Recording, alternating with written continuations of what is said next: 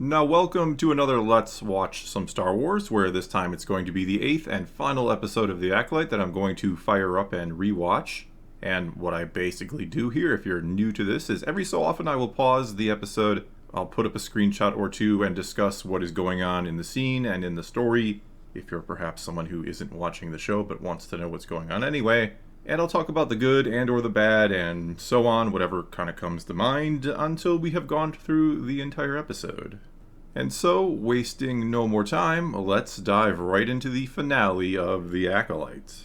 And it begins right where the 6th episode, not the 7th or the last one, but it begins right where the 6th episode ended, right after Osha has put on the Cortosis helmet, and she is now going to be alone with herself and the Force. Kamir sees that she has put it on, and he looks quite pleased at first. But then Osha seems to have some sort of reaction, something is going wrong. He tries to take the helmet off, but is restrained by the Force, or by Osha, or by something.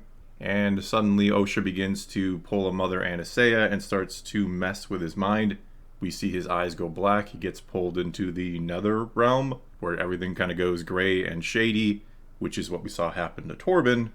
I guess this is just something that May can inherently do, or that is something to do with her being a witch or an offspring of sorts of Anastasia or a creation of hers. I don't know why she is just kind of doing this. Kamir is able to pull off the helmet and free Osha. She then talks about how she saw May with her hand out killing Sol, and that in her other hand was a lightsaber that she wasn't using, which of course gets Kamir all excited. He has wanted May to kill a Jedi without a weapon this whole time. We don't exactly know why this has been his goal or task. We can assume maybe it has something to do with Venestra and what she did to him. Either that, or it's just a rite of passage or something he wants done to prove their ability, I guess. Whatever the case may be with that, it actually isn't or isn't going to turn out to be May. It is going to turn out to be Osha. A little spoiler alert for those who haven't seen the episode yet. But for now, Osha is just seeing her own future, yet she is driven to go save Sol. She wants to stop May, who is actually her. And we have to keep that in mind. We have to keep in mind that what is really driving Osha at this point in time is to save Sol, to save someone she has known for most of her life, that has been a teacher and a father figure. And so she kind of makes a deal with Kamir, the guy who has killed multiple Jedi, who is an evil bastard. There's no real other way to put it. She makes a deal that they will fly to Brendok together, or she doesn't tell Kamir where they are. She just knows where they are, and she is going to fly there. And when they get there, Kamir's idea is may the best person win. The first one to find May is the winner and gets to, I don't know, keep her, I guess? Or if Kamir gets to her first, he can encourage her to kill Sol and complete her mission of killing a Jedi without a weapon. And if Osha gets to May first, she can stop her from killing Sol. Again, that is what's motivating her, right now at least. The next scene is then between Sol and May above Brendok. He has come back to this planet because he wants to find proof of the Virgins. And now that both May and Osha are alive, he feels like he can do that, and then he is going to take his evidence back to the council, and that is going to be the reason why he killed Mother Anastasia, or something like that. May even kind of questions, what is the whole point of this? What are you trying to prove exactly? That the murder was justified? They then argue a little bit about, I was trying to protect you, and she's like, I may have started the fire, but that was to punish the Jedi or something, because they had invaded our home. I don't know how starting your home on fire, even though it was, as we have seen in both versions of the events, it was kind of an accident when she drops the book she started on fire. But I don't know why you would use the defense of I started the fire in my own home because you had invaded it. Anyway, this whole reasoning of Sol's about needing proof about the Virgins seems devoid of logic. For one, we know that this planet was barren 100 years ago, and something happened that life sprouted up across the entire planet. Clearly something pretty fantastic has happened, and a Virgins would explain it. According to what we know a Virgins is, which is explained in the show, is just like a concentration of force energy that can create life. And so I don't really know why he needs May and Osha to prove this. I know in the previous episode we saw them with their metal detectors and taking samples trying to find out exactly what had happened. But clearly something had happened. Clearly, again, something fantastic had happened, and if he tries to explain the whole thing to the council, even without May and Osha, Even without his proof of the virgins, there's still proof of something fantastic. He can tell them what actually happened, that he was trying to protect them, that he thought they were a creation of the Force, or that somehow Mother Anastasia had tampered with them to create them, or some type of virgins had created them that she tampered with. You know what I'm getting at here. He could tell them that. They would probably believe him because he's a Jedi and they can sense his intentions and his motivations, right? Yoda's pretty good at that sort of thing. He could tell them exactly what happened. He doesn't need May and Osha to prove the virgins. And even proving the virgins doesn't excuse what he did, or doesn't mean he should be blamed any further than he already blames himself. It was an accident. We have seen the events. It was an accident what he did that night.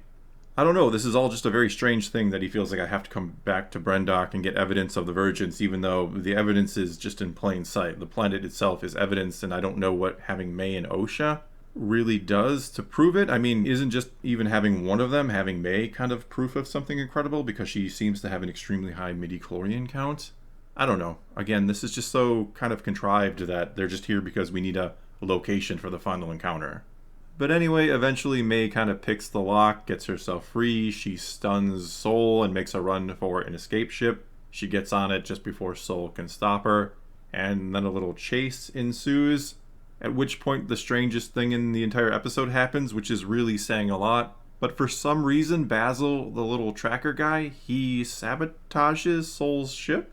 I feel like I'm missing something, like this has been set up, because I know we have seen him, they've shown him multiple times throughout the series, kind of observing things, but I don't really know why he suddenly has decided to side with May and to sabotage the ship that he is literally on too. I don't know, maybe I have completely missed something, but it just feels like Basil sabotaged the ship for reasons because the plot required it. I don't know.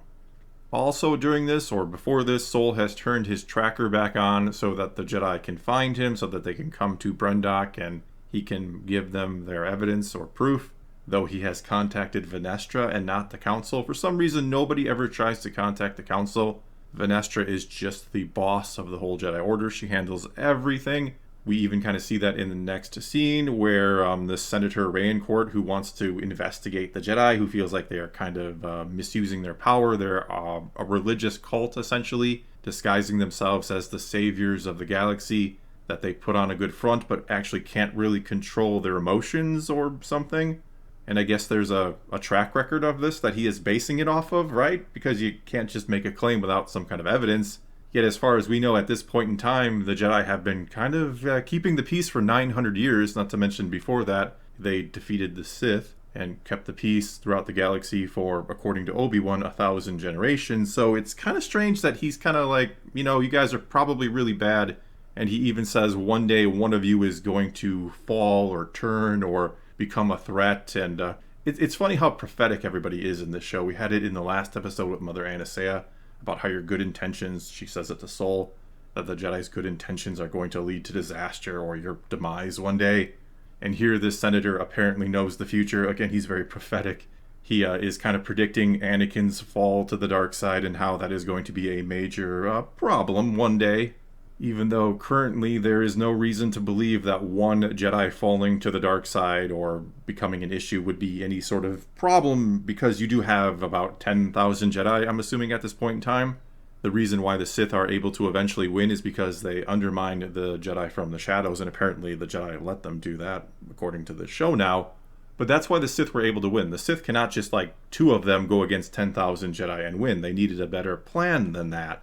And so the idea that one Jedi would fall and become an issue, and what's crazy about that is Sol is later on blamed for everything that will go wrong. He is becoming the thing that Rayencourt is afraid of, and they just kind of deal with it, or he takes his own life, so it didn't even become an issue. The thing he's afraid of didn't become an issue, which I guess is maybe the point that Venestra is trying to make. I don't know, but apparently this one senator has decided that he has an issue with the Jedi, that they need to be investigated, that they are actually a problem despite a lengthy history of protecting and serving the galaxy, of in the past defeating the Sith, of keeping the peace in the Old Republic, again, as Obi-Wan says. But this guy just has a stick up his ass, essentially. He wants the Jedi investigated for reasons. We don't really know what his motivation is, why he is so hell-bent on this. This has literally been like a B plot the whole time. We've had like 2 scenes or 3 scenes of this that total about a minute or 2 of screen time. It's been this really minor thing going on in the background, yet it is the whole crux of the story when you really think about it. Venestra will do what she does because of her fear of Rain Court and investigating the Jedi, but it is never explained why that would actually even be a threat. Like, what is he trying to accomplish? Is he trying to have the Jedi Order shut down?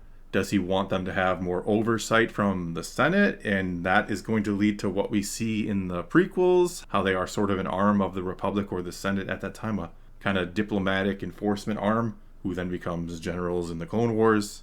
Anyway, I know I'm rambling on about this, but it is really, again, it's the crux of the story, trying to understand why this is such a grave threat, that why one senator and maybe a few others can be such an issue for the Jedi, that we will ultimately see Venestra lie to the Senate, to the Supreme Chancellor later on, and make up this cover story that apparently the other Jedi are going to believe and go along with too. We have found out that the entire Order is essentially complicit in a giant cover-up, or they are all pretty much ignorant and stupid. There is really no in-between after this episode. That is then followed up by a quick scene where Kamir and Osha are heading to the ship to head to Brendak, and Kamir is like, hey, you should be trained. Have you ever considered it? And Osha is immediately like, no, never. Though if you ask me again in a few hours, I might change my mind. But right now, no, never. And Kamir's like, well, that's funny because your sister didn't even hesitate to take the deal. She immediately said or agreed to be trained. Anyway, the interesting part of this scene, I suppose, is at the bitter end of it, where we see Darth Plagueis peeking out of a cave like a creeper. He has, I guess, been watching Kamir, maybe as a possible apprentice. I don't think he has trained Kamir. Maybe I'm wrong about that. Maybe he has. I don't know. I don't know what Plagueis is doing here. You just inserted him because you knew the internet would buzz about it, and of course it has. Everybody is all excited. I literally saw someone tweet out that now the entire show is worth it because we saw Darth Plagueis for like 2 seconds. And come on, you need to have a little bit higher standards than that. Plus we should have some really high standards for this character, for Plagueis. I know it's not canon, but the Plagueis novel by James Luceno is a masterpiece, and when I saw him, and I kind of predicted he was going to be in here, I think a lot of us saw this coming. But as soon as I did see him, I couldn't help but think that, again, he has gone from being in a masterpiece of a book, that he is now, if there is a season 2 of this, he is going to be in the amateur hour that is the Acolyte, or the amateur half hour, because the show never really goes that long. It never makes it to an hour. So anyway, yeah, no idea what Plagueis is doing here. Don't know if he has been watching Kamir for a long time, or if Kamir is his apprentice at this time, or a former apprentice, or if perhaps he has been watching the twins, he has been watching May the whole time, and now he sees that there is Osha, and he is learning about the Virgins on Brendak. Who knows? The only way we'll probably ever find out is if there is a season 2 of The Acolyte, for better or worse. Next, then, we see Sol has crash landed on Brendak. He kind of leaves the ship and uses the Force to, I think, sense in what direction May has gone, and then he goes off after her. We're then back on Coruscant, and Venestra is trying to contact somebody, and the person on the other end of the line basically says that this is highly irregular, but he'll see what he can do. And I'm assuming she's trying to contact Yoda right now, or, I mean, who else would she be trying to contact? Maybe it is something a little more mysterious, but if it is Yoda, it's like, why does a Jedi Master of Venestra's standing, who is kind of running the Jedi Order right now, it seems like, why does she have to, like, make an appointment to see Yoda? Doesn't he have an open door policy? One would really think if you were a Jedi who had a major problem, Yoda would be like, yeah, come on in, let's talk about it. We've seen Anakin just pop in from time to time. We saw Obi-Wan in episode 2. He was missing a planet. He went to Yoda. Yoda and the younglings helped him out. What has happened to Yoda that he is just, like, off the grid? Is he just sitting in a room all day not helping anybody and doing nothing? I mean, I don't understand what Yoda is doing. I don't understand what any of the council is doing during this. There is this giant murder mystery going on, and not a single one of them has taken any interest in it whatsoever. It seems like they are letting Venestra handle it, but if she's trying to contact Yoda, and Yoda's like, dude, we don't just, you can't just come see Yoda. What are you thinking? Well, then why would you trust Venestra, a person you don't even have time for to investigate the murders? None of it makes any sense. This whole show, the writing is just devoid of any logic. Things just happen. Characters do things or don't do things because the plot requires them to. Also in this scene, she learns from her Padawan assistant secretary guy, one of the most useless Jedi I've ever seen. He has like no self-esteem whatsoever, it feels like.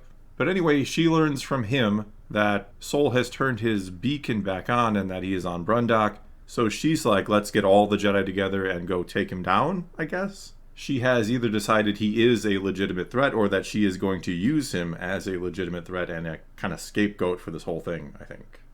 We then see Kamir and Osha arrive on Brundock. They notice that Sol, or the ship, is already here, and presumably Sol and May are both here already. They go land, and Sol sees their ship coming in for a landing, so he's aware that they are here too. He then goes and kind of wanders around the fortress ruins, probably looking for May, of course. I find it interesting to note that the bodies of the witches are gone. Now, that could be because somebody buried them. Perhaps Coral survived and buried all her fellow sisters or something. Perhaps animals. There could be giant predators that took the bodies away and ate them. Could be a lot of things. I just think it's interesting to note that apparently it seems like somebody came back here and did something with the bodies. You would really think that, I mean, even if animals ate them, that the bones would still be here, but there are no signs of the dead witches anymore.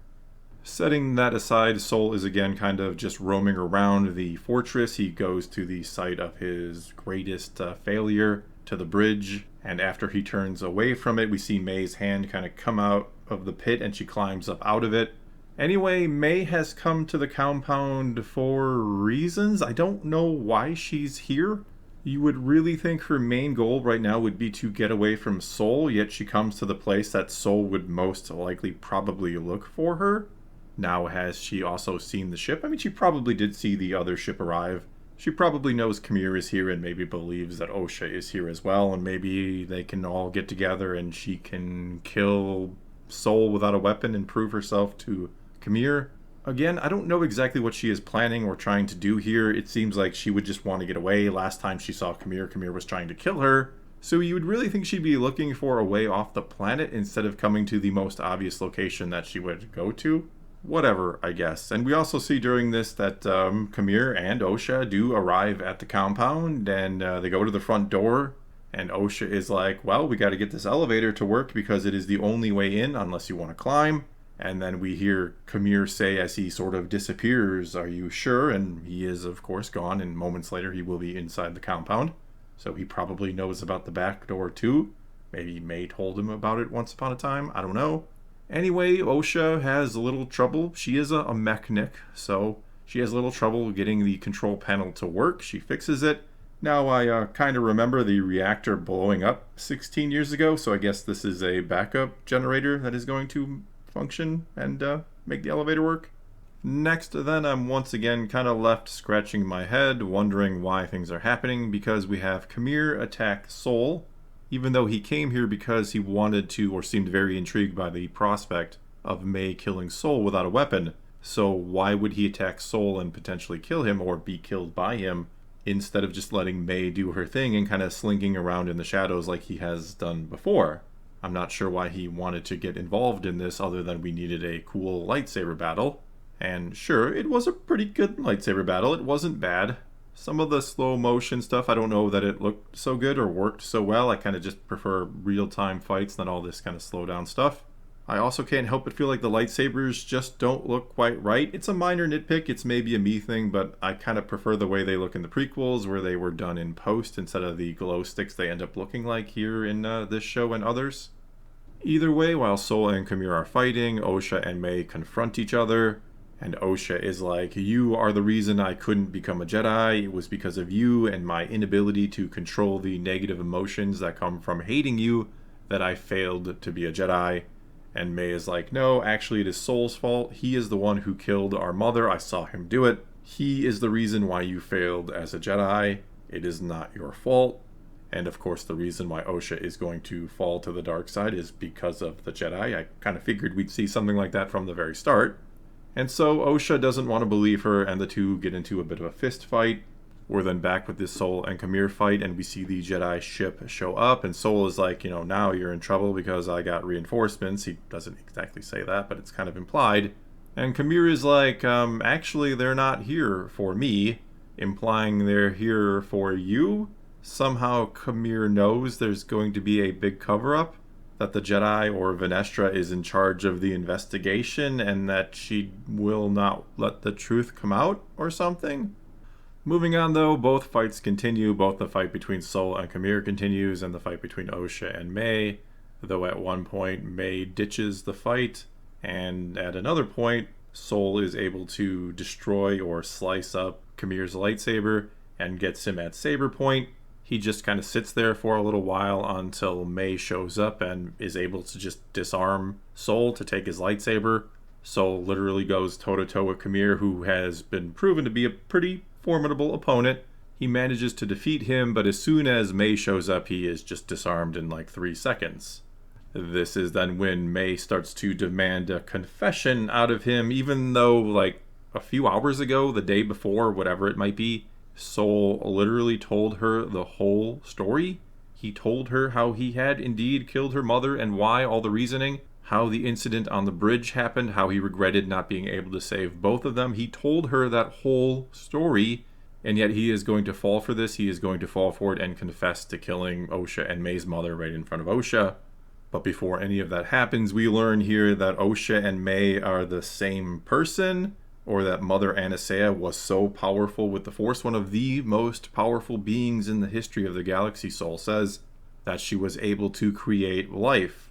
And so yeah, Mother Anastasia, I guess, is just an extremely powerful Force user who can manipulate a vergence in the Force to create life. Either that, or there is more going on here than meets the eye. It isn't actually her, someone else has created them, maybe it is Plagueis. And why he's creeping around in the shadows is because he's been keeping an eye on his little experiment. But anyway, yes, Osha overhears Sol confessing to murdering their mother, and of course Osha immediately wants to know why, which is a fair question. I do totally get why Osha is pretty upset right now, don't get me wrong. But Sol's response is to again talk about how the two of them would have been proof of a vergence in the Force. As if again they don't have any other proof, such as the planet itself, but there is more proof than even that. Because keep in mind, the reason why they know that May and Osha are the same person is because they took a midichlorian test, or a blood test. And they found out that they have extremely high midichlorian count, of course, and that they are the exact same symbiont, or the exact same person, essentially. And I am going to assume that they didn't erase the results of the test. That they could have taken the data pad that they all gather around in one of the previous episodes to see the results. They could have taken that data pad to the council and been like, see, this is what we have. This is our proof. This is our evidence. But no, they just forget that they actually have that evidence and decide to go with a cover-up. I mean, I guess the council could have assumed they were fabricating the evidence or something. I guess the Jedi just don't trust each other. I guess 4 Jedi, a couple of them being knights and masters, I guess 4 Jedi coming together to say, hey, we have this evidence of a vergence. We have this evidence that an extremely powerful witch has created 2 beings using the Force. I guess they just wouldn't believe them, even though, again, you have the planet also as evidence, a planet that was dead and 100 years later is teeming with life. But anyway, Sol did what he did. He lied because he was afraid that they would send her away because she was too old and too damaged, I guess, by her emotions to be trained as a Jedi. And so he wants proof of there being a vergence, that they were created by a vergence, because that would change all that, I guess. They would let Sol keep her and train her if that were the case, if she were made that way, instead of just letting her loose to become whatever. I don't know, that is what I am making of it. I'm not sure that is correct, but it does seem like he wants proof that there is a vergence because otherwise they would have been sent away, so he had to lie. But instead of really explaining that to her, he just kind of lets himself be force choked to death. So yeah, she just kind of force chokes Sol. She just kind of force chokes to death the guy she came here to save from May, but it turns out she was the one she saw in her vision, like I talked about at the start. She chokes him, doesn't want any kind of further explanation. She's just done with the guy who has been a father to her, a mentor to her.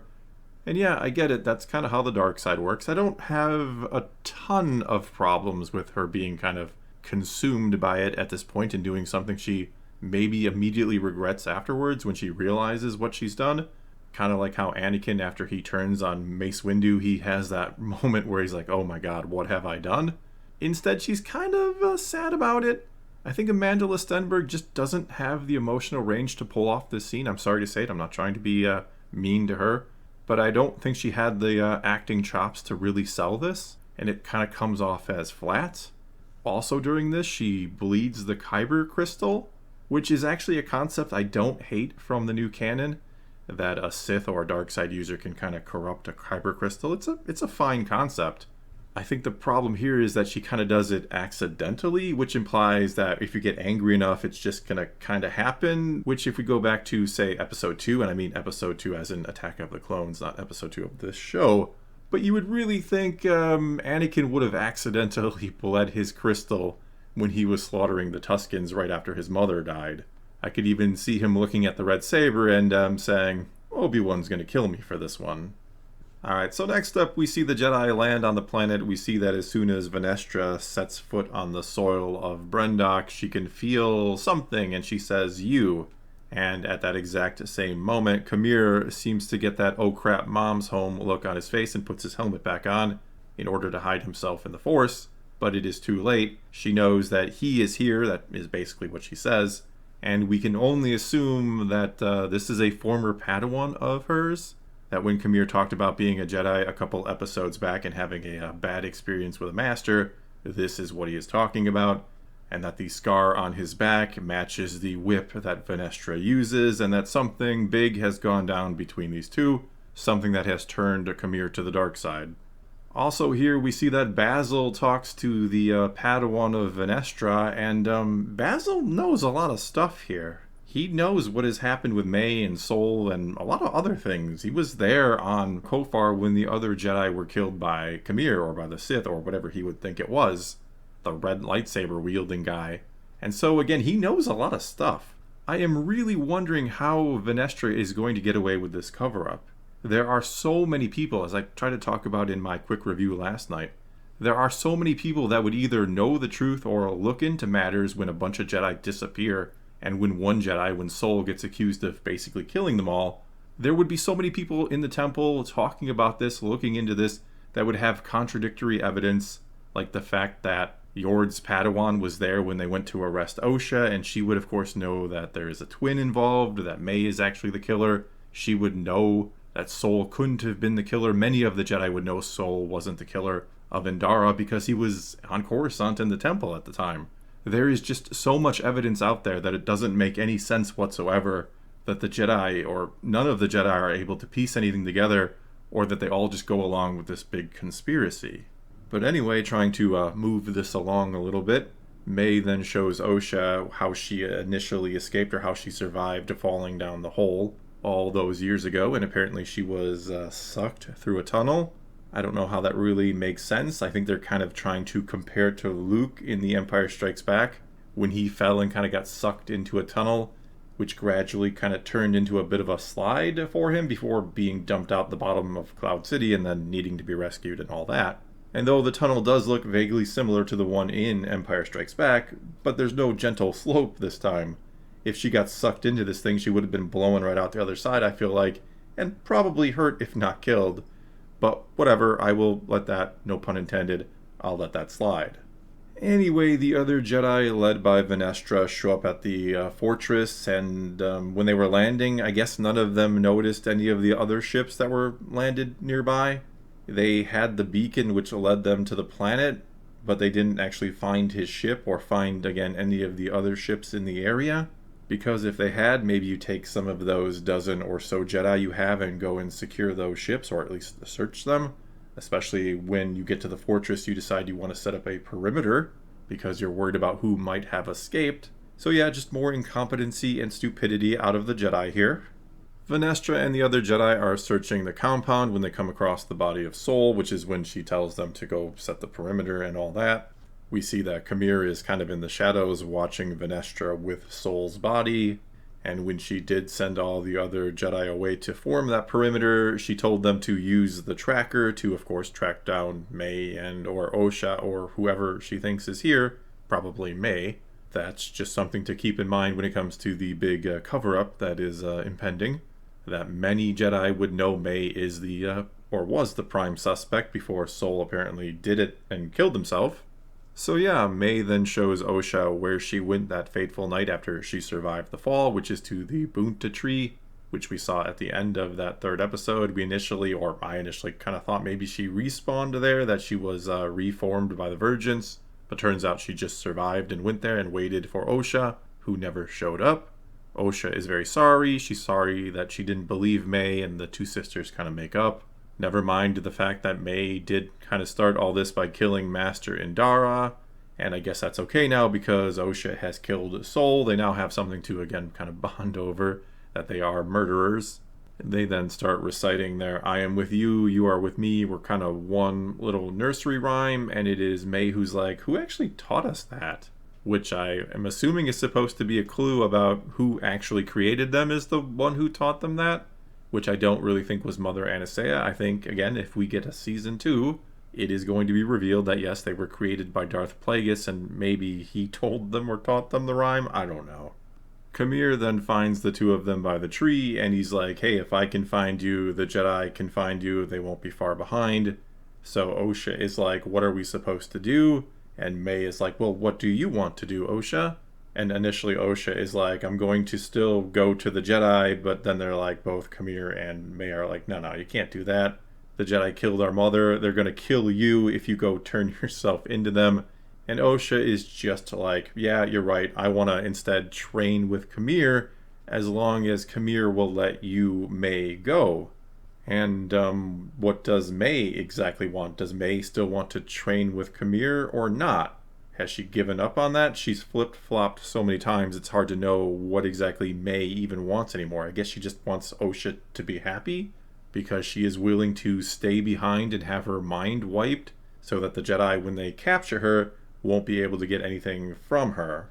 And never mind the fact they could all escape together. I understand the ship they came in, the ship that Osha and Kamir came in, is a 2-seat ship, but I really do think you could squeeze May and Osha into one of the cockpits. You could get somewhere else, and then if you still wanted to, you could wipe her mind.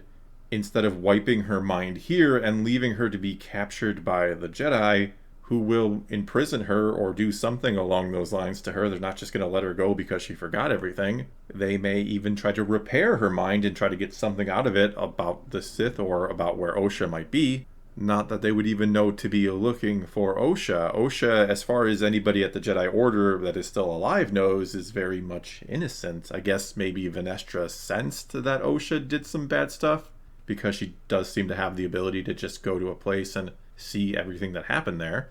But anyway, this is all a very strange and confusing scene because May is just like, I don't care about anything anymore but Osha getting to choose and be happy. I'm fine with you mind wiping me and leaving me to be picked up and captured by the Jedi. And Osha is suddenly all about, I want to be trained because, I don't know, she killed the person she feels that is responsible for what happened in the past with her mother. She killed Sol. And yes, I get that the dark side is like an addiction. She may be feeling the dark side flowing through her, and she just wants to train. She wants to go full on dark side. That does happen. But she seems like it's not something she really wants to do as much as something she is defaulting to. I don't know. Again, just a very strange scene where motivations just go completely out the window and where apparently Kamir can just erase May's mind or memory.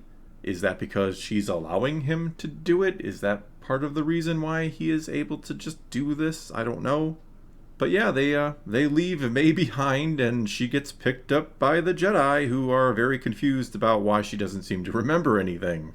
They even take her back to the Jedi Temple on Coruscant, and Venestra is talking to her and trying to figure out what happened to her and kind of recap how much she does or does not know or remember, which is like nothing. She has no memory from 8 years old on, pretty much.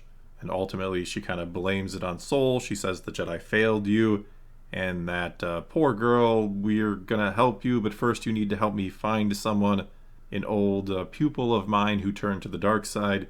Basically, again, if there ever is a season 2, Venestra is now going to use May to try to find Kamir. During all this, we're also seeing Venestra talking to certain members of the Senate along with the Supreme Chancellor, and she is telling them what happened, that 16 years ago a couple Jedi made a mistake. They killed some witches. They tried to cover it up. And when the truth threatened to come out, Sol decided to kill all the other Jedi and then kill himself. And of course, right away, Senator Rayencourt, who wants to do the investigation, he is like, now there's no choice but to do this investigation immediately. And Venestra is like, no need for that. It's all good. We got this thing sorted out. But in all reality, I think this would encourage Rayencourt more than ever to look into the Jedi. He already knew that a murder took place. If you recall at the start of the episode, he talks about how that is what kind of led him to this meeting with Venestra, that there is some kind of investigation going on about a murdered Jedi. And if he has any information whatsoever about that case or decides to look into it at all, wouldn't he discover that Indara was killed by someone not Sol? That there was an eyewitness? Couldn't he send somebody there to investigate, to try to figure out what happened? And again, even a cursory glance into any of this would come up with the fact that Venestra has lied. As I keep saying, even the other Jedi should know that she is lying, which means, again, they either don't care, or they're part of the cover-up, or they're just stupid, or something. Because you really think at least one of the Jedi, if they realized this massive cover-up was going on, they would want the truth to get out there. Maybe someone who is a friend of Sol wants to see his name cleared even. That he doesn't like the fact that his friend is being accused of murder and of killing himself when he didn't technically at least do that. I'm not saying Sol is 100% innocent here, but he's not that guilty. He is the scapegoat here. And now, finally getting to the end, and funny enough, yesterday I did a kind of prediction video where I said how the episode would end, and I was kind of half joking, but I said it would kind of end with Osha and Kamir walking off into the sunset together. And yeah, I was basically right. They're not walking, but they're certainly standing there looking at it. And they are hand in hand because apparently she is just forgiven and forgotten all about all the bad things Kamir has done because she's now done bad things herself. So they are, I don't know, a couple of Darksiders in love. And I think we are supposed to be happy for them. We're supposed to find this a somewhat happy ending, which is really, really strange because as I just pointed out, they are both murderers. They are not good people. I'm not saying you can't end the season like this with the Sith kind of winning in a manner of speaking, but the way it is presented is that they are justified in everything they have done. You have said to us, or you're kind of saying to us, that these are the heroes of the story because the Jedi were the bad guys, and thus all the killing and bad things they have done, again, are justified, and we should be rooting for them, I guess? We should be looking forward to Season 2 and the adventures of Kamir and Osha. But I actually think the very end of the episode, the very last scene is perhaps, or not perhaps, it is the worst scene of the whole thing, which is when Venestra goes in to see Master Yoda, saying she has to tell him something, and only one of two things is about to happen here, or only two things I can think of. Either she is going to attempt to lie to Yoda to try to sell the same story to him that she sold to the Senate and is selling to all the other Jedi, I guess. She's going to pin it all on Sol, which then means Yoda can't tell that she's lying and that Yoda also hasn't sensed anything before this. Keeping in mind Yoda had sensed years ago Anakin in distress on Tatooine when he's murdering the Tusken Raiders after his mother is killed. Not to mention we've seen him sense other things of a similar nature, meaning, yeah, this is the premier Jedi Master, right? This is the most powerful Jedi we have arguably ever seen, and he is being outwitted by her. Either that, or she is going to tell him the truth, the whole truth, and nothing but the truth, and Yoda is going to go along with the cover-up. And quite honestly, I don't know which one of those is worse. And so, that's it. That's how they wrapped up the Acolyte. That's the story they gave us. 100 years before the rise of the Empire, we see that the Jedi are apparently just corrupted at the core, from the highest level on down. We see they are willing to cover up the return of the dark side, which will lead to a huge, huge failure many years down the road, about 100 years down the road, when Palpatine takes over the Senate, he takes over the Republic, declares himself Emperor, and wipes them all out. Once upon a time, we could assume it was the Jedi being a little too sure of themselves, becoming a little too arrogant, and maybe missing some very, very subtle clues about the return of the dark side. But apparently, no. Apparently, it's just incompetency. It's apparently all their fault. They had the signs, they knew the Sith were returning, but they did nothing about it. We just got a show that blames the Jedi, instead of a show that blames the Sith, that blames the bad guys for what will ultimately happen. Well, that is all I got for you this time, and now it is your turn to take to the comments below, and you can tell me what you thought of this final episode of The Acolyte. Did you enjoy it? Did you hate it? Are you somewhere in between? Do you want to see a season 2? Or do you hope this is just thrown in the trash can and forgotten about? Whatever the case may be, leave a comment below. Let's talk some Star Wars, and until next time, thanks for watching.